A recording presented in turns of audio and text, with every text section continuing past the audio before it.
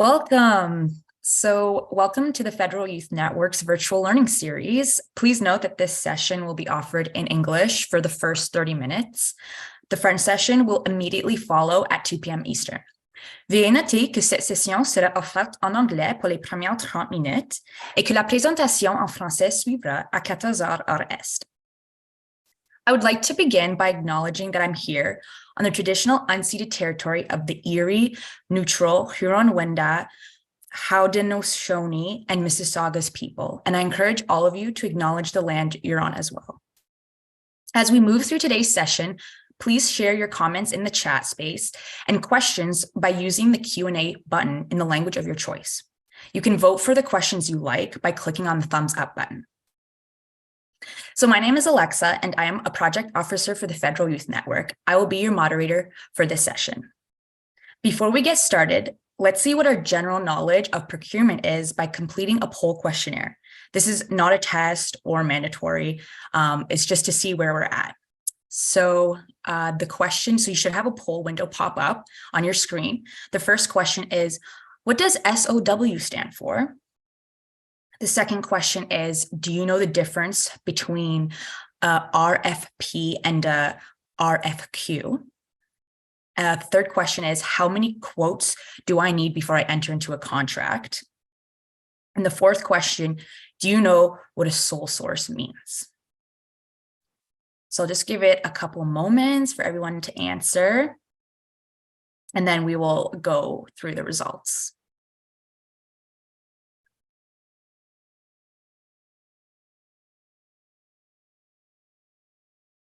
All right, so everyone should see the results of the poll on their screen. So for the question, what does SOW stand for? 91% of participants said statement of work, which is correct. So well done. 6% said search order warning, which was one of the options, and 3% said similar order wording.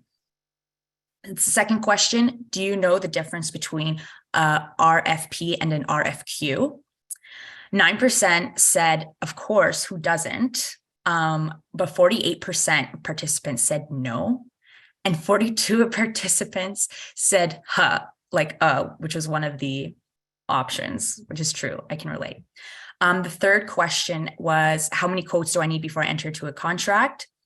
9% said just one. 24% said definitely multiple. 42, which is the most participant, answered it depends, and 24% said, what are we talking about? The last question, do you know what sole source means? 42% answered yes, 21% answered no, and 36% answered, I'm very confused about these questions. And I love it because that's what we're going to talk about today, is answering all of these questions for you. So thank you for participating in the poll.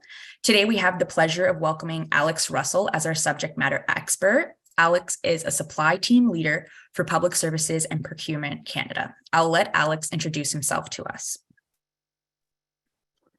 Perfect. Thanks, Alexa.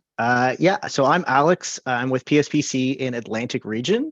PSPC is, of course, Public Services and Procurement Canada, so we're right in the title. I've been working in procurement, government procurement for 14 years, almost 15 years now, in either a procurement or procurement training role. So your poll questions, answers do not scare me. Bring it on. Wonderful. Thank you, Alex. So let's get straight into the questions. So for someone who knows nothing about procurement, like myself, tell us, what is procurement in the Government of Canada, and what does procurement mean? Yeah, so procurement is really just buying stuff. So it's purchasing of goods or services through a contract. In the government context, obviously, that's very different than in our personal lives, though. So government procurement, we have a lot more rules and regulations, obviously, that we have to follow. It's taxpayer money, so that changes everything.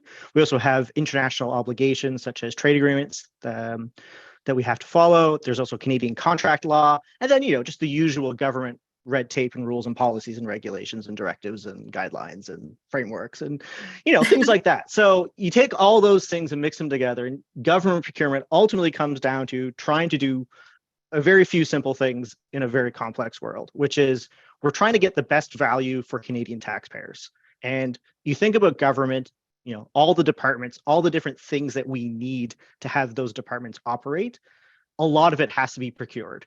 So procurement has to go out and get quotes and get contracts in place to allow these departments to function. So if you look at like a DFO, for example, where they have the ocean protection plan, well, there's a lot of very specific scientific stuff that they need to study right whales and sea cucumbers and like really weird things that we don't think about in our daily lives, but that's literally their job. And they need the tools and the resources to get that done.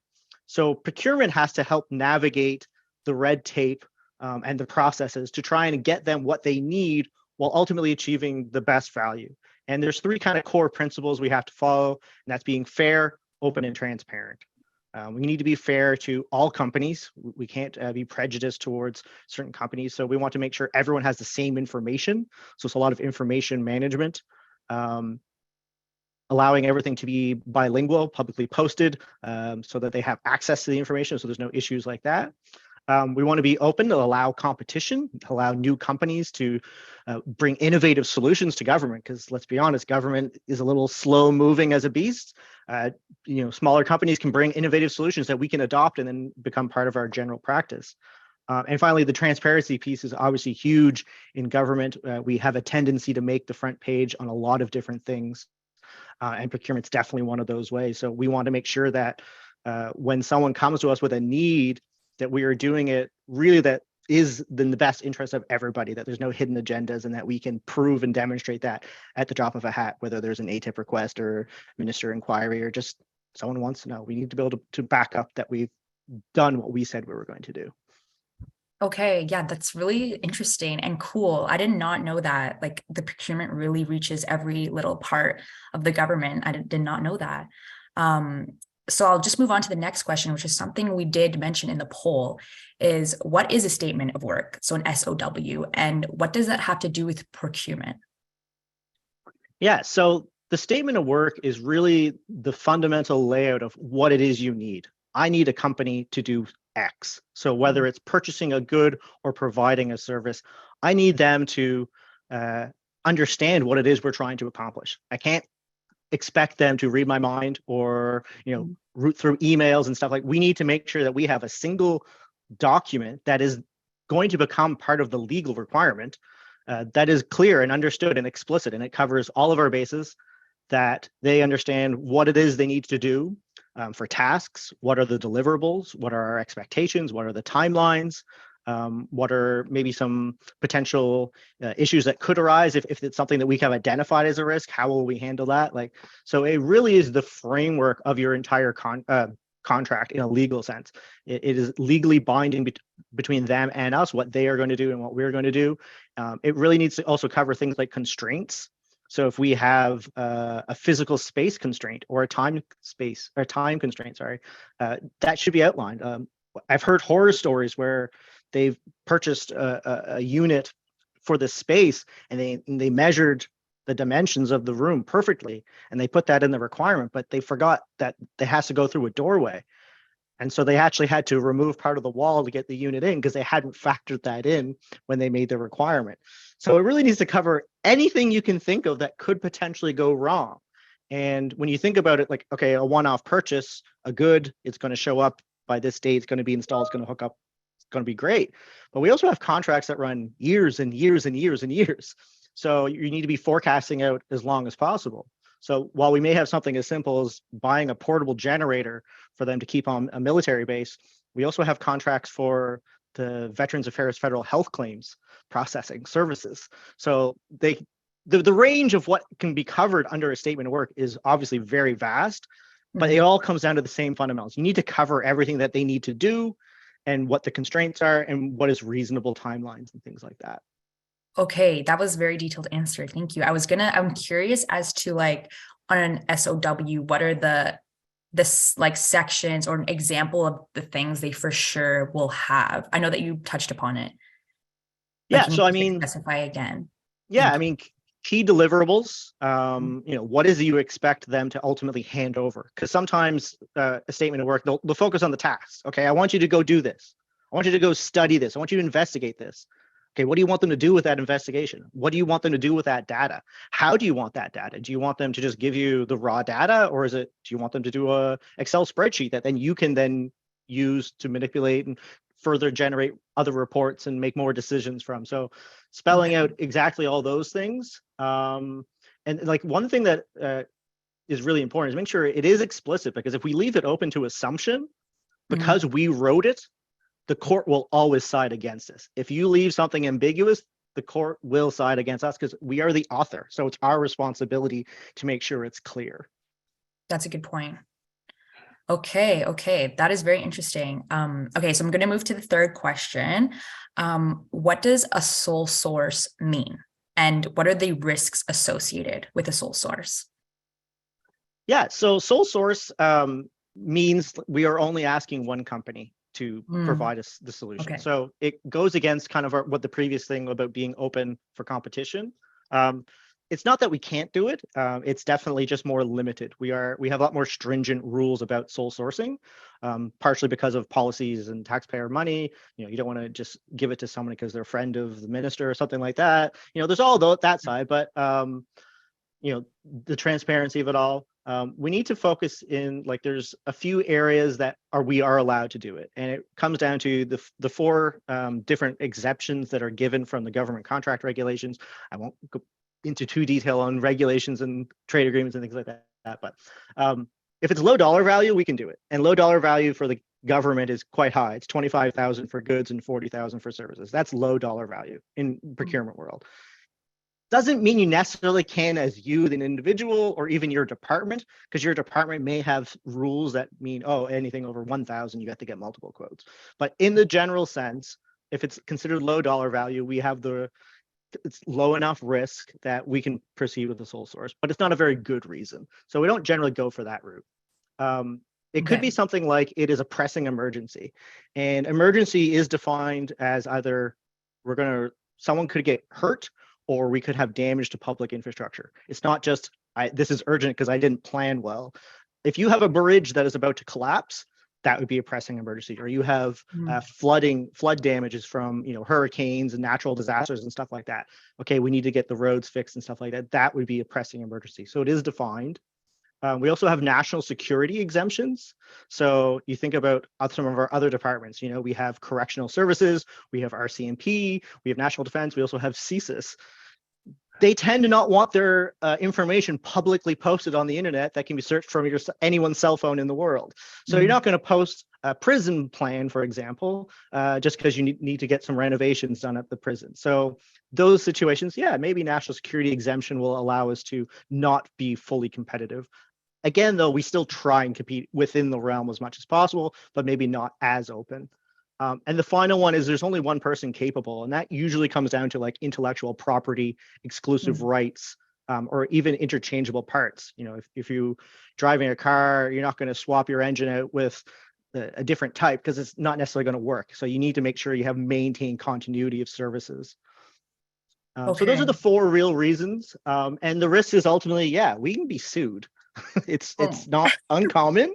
And bidders have a few different avenues, but they all end up with either in the court or a court-like system where we can be ordered to terminate a contract, award it to someone different, and pay damages. And that's just a waste of everyone's money, time and money, but taxpayer money is the biggest thing at the end of the day. Yeah, I agree. I get that. I'm seeing now that we go through the questions that procurement's very serious. I did not know that was, the consequences can be big. It's not sunshine and flowers. It's a lot of analytical analysis and trying to interpret legal rulings, because we do follow the Canadian court system of common law, which means whatever determination they made last time is going to influence the determination they make next time. So you're trying to, is this the same as this, or is this an avenue that maybe we can argue differently? But so you always have that legal kind of mentality when you look at any of these things. Okay. That's cool. I'm learning a lot. And I have another question for you. What does request for a proposal, RFP, mean? And what does request for quotation, RFQ, mean? And what are the differences between both? So In a legal context, they're kind of the same thing. They are both the open request to initiate a contract. There is a difference, and it's more of an implication where an RFQ, the quotation, I am implying that all I need from you is really a price. You know, I've told you what I need. You're going to give me a price. So it's something more simple, more straightforward.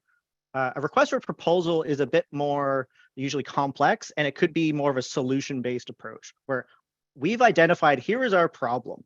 We need industry to come and tell us here is a solution we propose, and here are the people we have who have this experience that would be of value to you, and this would be our price. So it just implies a bit more complexity to it.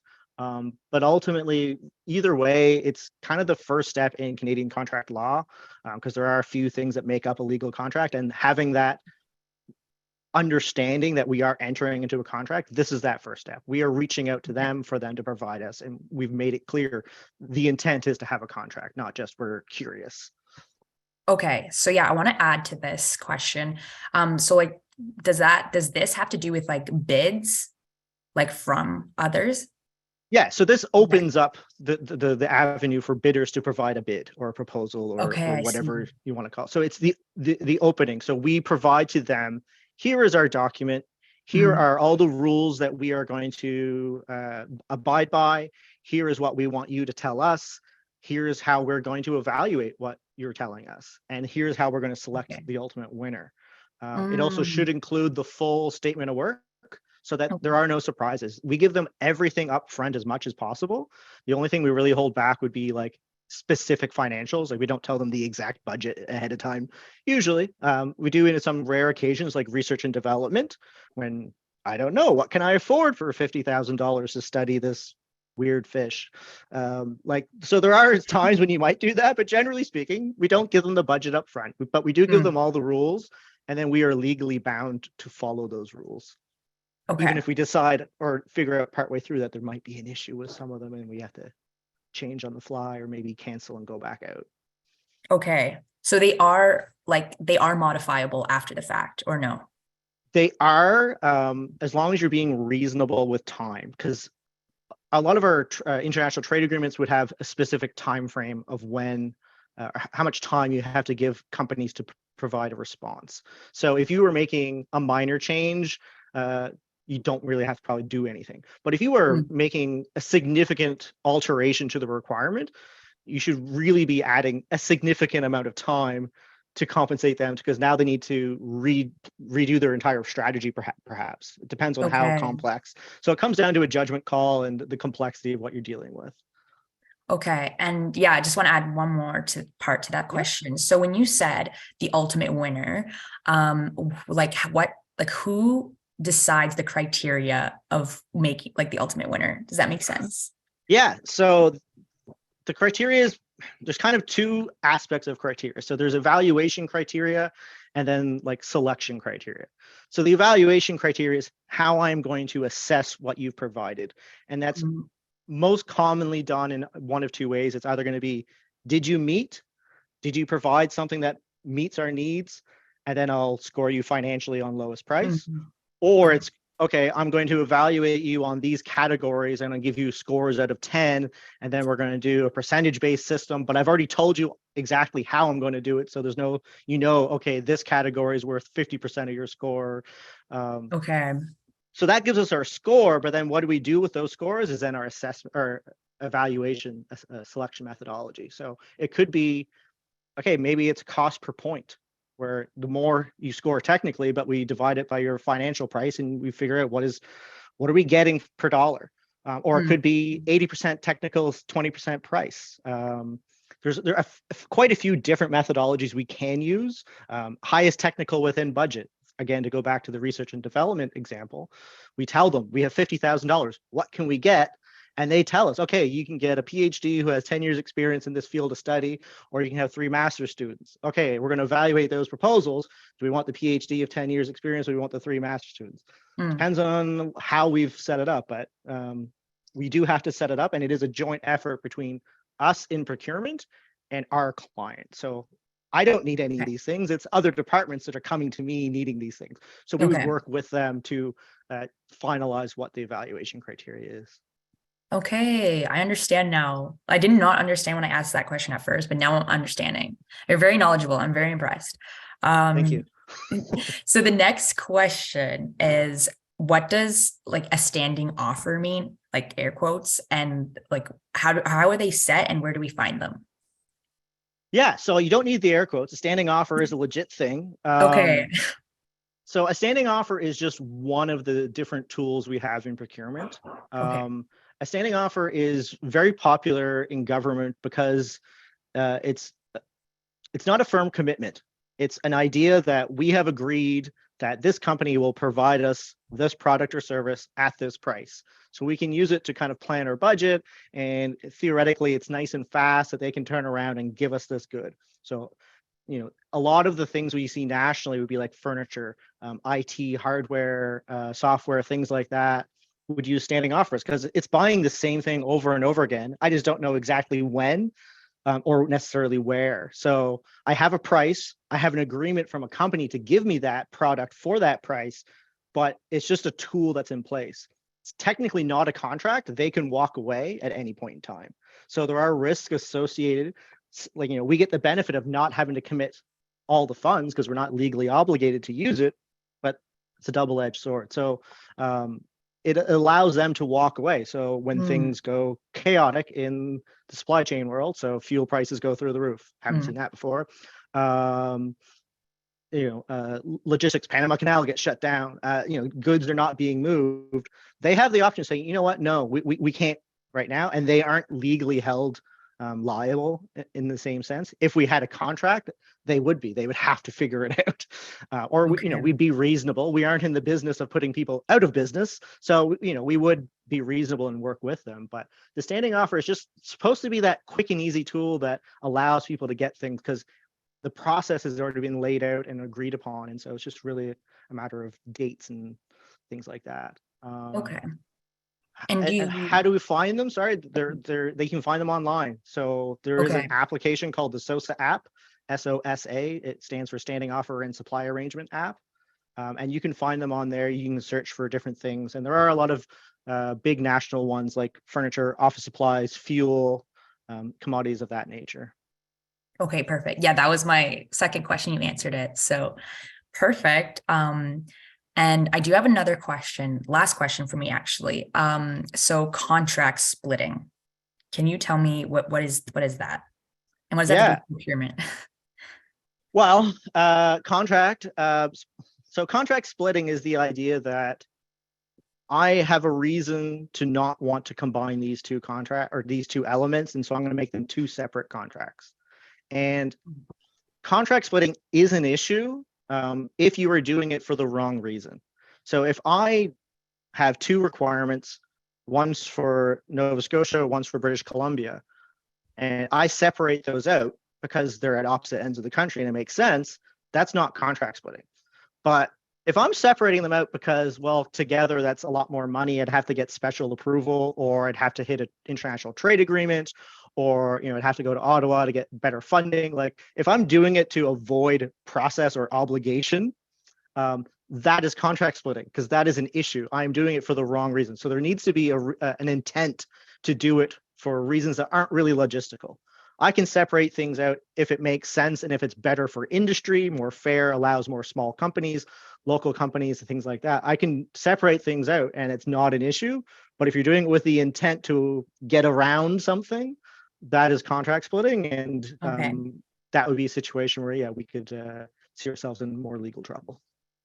Okay, I see. So is contract splitting like related to the RFP that we just spoke about, or no? Yeah, so it'd be part of the RFP, part of the SOW. So if I had an SOW, if I have a requirement and I decide, you know what, if I do all this together, that's a lot of money. I'm gonna have to go to Ottawa for special signatures, and I don't want to deal with international trade agreements. I'm gonna separate this out, and instead of buying 10 of these at once, I'm gonna buy them 2 at a time. I'm gonna do 5 different contracts. That's contract splitting. Okay.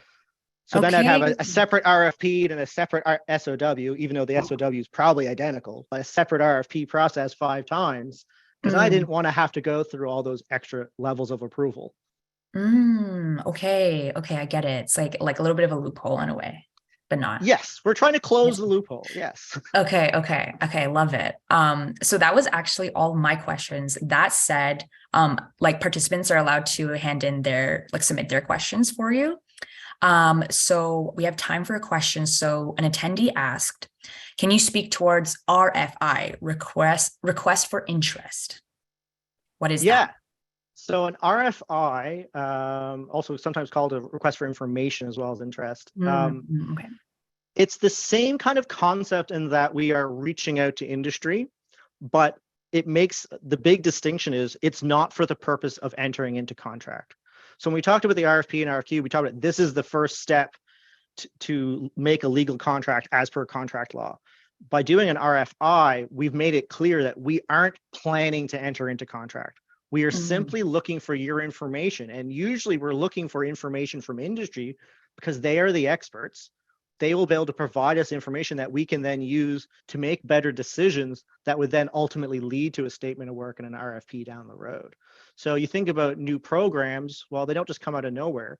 And we don't always have all the expertise in-house to government. So we need to get that information. So we could hire a consultant contract to do that, or we can do an RFI and just seek feedback from anyone in the industry. It's not limited to anyone. There's no requirement that you have to meet to be able to provide feedback. We're just saying, hey, anyone who has an opinion about this field of work, we want your information about, and we would probably have very specific questions so they can't just go on a big rant, but trying to get targeted information because that's data we need. And it's better than sending out like a survey monkey to all of Canada, right? So it allows industry a more targeted approach to provide feedback that could ultimately shape the way the government operates. Okay, thank you. Yeah, learning so many new acronyms and words. And so another question, actually, we have time for another one from the attendees. And it's another word that I don't know. So they wrote, how can a security requirement checklist impact a procurement? So security requirement checklist is basically a 4-page form that summarizes the security requirements that you have. So if I'm doing work on a base, that is different than most offices. Or if I'm doing work on a prison or things like that, like the security requirement exists regardless. The checklist is really just the summary in a specific form of what the security requirements already are. The impact is if I have a contract requirement that you have reliability status, well, the bidder must have reliability status before I can give them the contract. Or if I have a requirement for secret or top secret or CSIS special security, they have to have that information. They have to have that clearance before they can really get a contract, or even for national security reasons, see the documents for a CSIS requirement.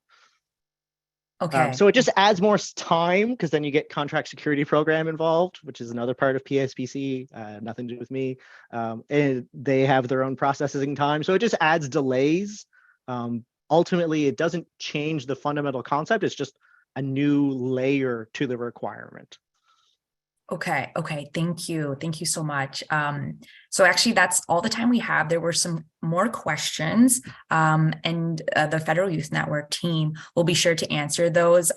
We'll post them on our GC Wiki, though, because we were running out of time for this session because we have the French session at 2 p.m. Eastern. But I would love to give a big thanks to Alex Russell. That was amazing. You're very knowledgeable. And I learned a lot, at today, way more than I did 30 minutes ago. So thank you so much. Thank you, Alexa. It's been fun. Awesome. Thank you. So, so essentially the English session, it has finished, but we're repeating this session en français at 2 p.m. Eastern. So in a minute. Comme rappel, la session en français débutera sous peu.